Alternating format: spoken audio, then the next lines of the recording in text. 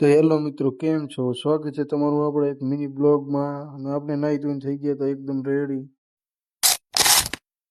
પછી હવારમાં કરી લીધા હનુમાન દાદાના દર્શન. આ બાજ નજર નાખી તો ઉગી ગયો તો આપણે સુખનો સૂરજ. પછી આ બાજ નજર નાખી તો આ ભાઈ તો ઉડાડ્યા ધૂળની ડમરીયું. પછી આવી ગયા આપણે ઓફિસમાં આવીને જોયું તો આપણે યારે આવી ગયા છે વિક્રમભાઈ, નવા મેમ્બર જોઈન થઈ ગયા છે. પોતે પણ મોરબીના રંગમાં રંગાઈ જવા આવી ગયા છે. પછી નીકળી ગયા આપણે રોડ ઉપર ને આ બાજુ નજર નાખી તો તમને એમ કે આ ઝાકળ છે. ઝાકળ નથી, એકલો ધુમાડો છે. બધી કંપનીઓમાંથી ભેગો થઈને આવી ગયો અહીંયા કણ. પછી આપણે ગઈ આ બાજુ નજર તો અહીંયા તો બેઠા હતા શબનમ ના આશિક. પોતાને કોકે દગો દઈ દીધો લાગે. આપણે જતો તો ઓફિસ તરફ ને આપડી ગઈ આ બાજુ નજર તો અહીંયા તો જોયું તો કેપેસિટી કરતા વધારે સકડામાં વજન ભરવામાં આવી ગયું.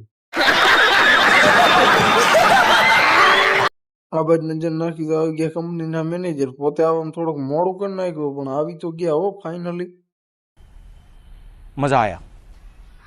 તો પછી આવી ગઈ ચા ને આપણે ચડાવી દીધો ચા નો કોટો અને હાવજનું કામ છે એક નંબર. ચા જોરદાર પોતે બનાવે છે.